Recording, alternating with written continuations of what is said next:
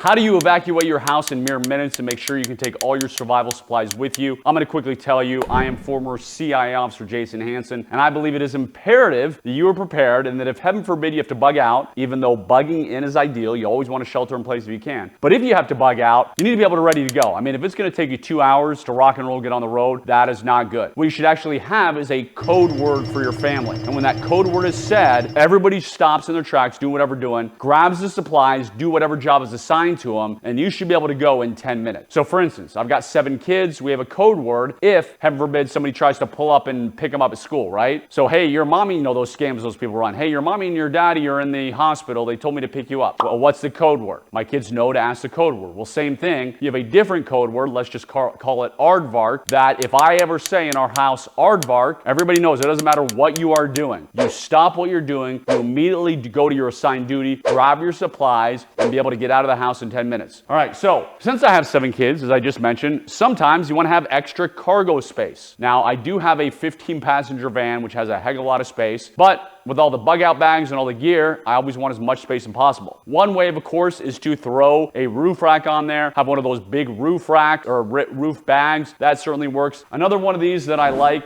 is these cargo carriers here. So these cargo carriers, they slide right into the trailer hitch. I have used this multiple times. I have thrown coolers in this. I have thrown tents in this. We have a big canvas tent that weighs 80 pounds. I put the canvas tent in this. I've had other survival supplies and bins in there. So if you have a vehicle with a trailer hitch, excuse me, and you want to make sure you have extra space for gear, these things aren't too expensive. I would definitely get one of these cargo carriers. Not a bad investment at all. Another thing is, everybody forgets, let me get that out of the way. It's not going to get out of my way.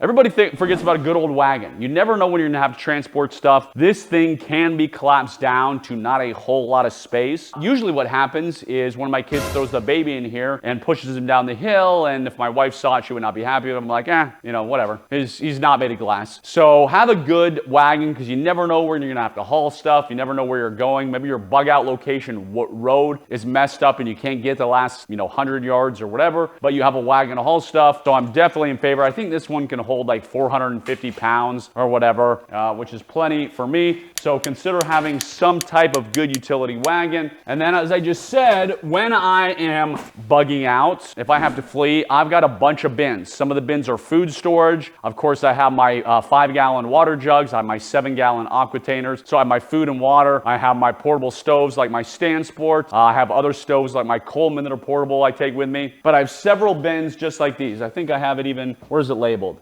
It's labeled very, very nicely and professionally, survival supplies. So this just sits in my basement actually, and I just grabbed one of the bins. There's like no rhyme or reason to why I grabbed the bin, what's in here. I have a Frisbee in here. It's actually a broken Frisbee, Well, one of my kids must have thrown it in here, so we got a Frisbee. I'll just show you a few of the things that we have in this particular bin. We have can openers, because my favorite survival food are the survival food pouches. If you want to see the best pouches in the world, go to amazingsurvivalfood.com. Seriously, amazingsurvivalfood.com. But I also love the number 10 cans of food storage. And those number 10 cans of food storage, you need a good can opener. So I've got a can opener. I have no idea why we have this cheap, crappy knife in here. Again, maybe my wife threw it in there. We have a tarp. Again, tarps make great shelters. Maybe you need to put it on the ground for something. You never know when you're going to need it. Just a bunch of random stuff. Plastic sheeting. I have some of the emergency drinking water pouches in there. Let me move this out of the way.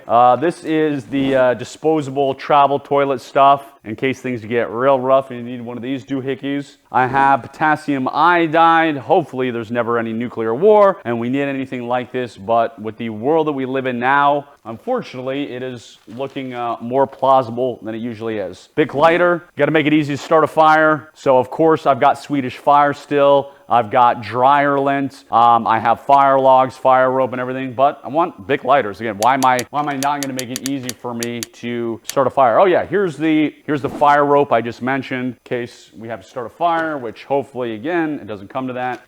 Just one of those straw type water filters, and then I have a more advanced, really good water filter that I like. So multiple water filter options in this particular bin. I have zip ties. You never know when you're gonna have to tie something up or tie somebody up. I have some road flares. Road flares, of course, can be used for multiple things, from signaling to, of course, starting a fire if I need to.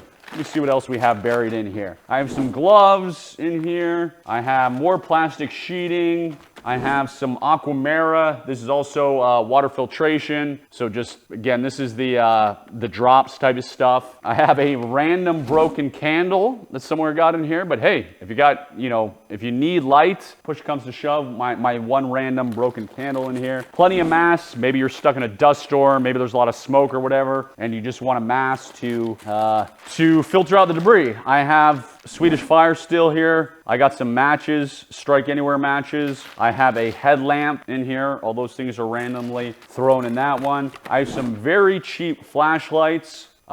Most of the flashlights are under quality, so these are not my main flashlights, meaning these are not flashlights I would bet my life on. So again, I'm guessing my wife threw those in there. I have a Coleman single burner stove, and I also have some of these green canteens. And I'm not gonna pull it out, but I have a fire hydrant, fire extinguisher. So I have one of those small fire extinguishers because you never know, heaven forbid, worst case scenario. So again, this is just one of the many, many bins that I have in my basement. I've got my food, I got my water, I got all my other survival supplies that we can just grab these. We can throw these in the cargo carrier if we need to. We can throw these in the back of our vehicle. So make sure you're prepared to evacuate in mere minutes. Make sure you have plenty of ways to be able to store all the supplies you need to. I pray it never happens, but it gives you peace of mind. It's better to be prepared. So if you want more survival hacks, more safety tips, make sure and subscribe. And as I said earlier, make sure you have plenty of survival food. Go to amazingsurvivalfood.com. God bless you. Enjoy the rest of your day.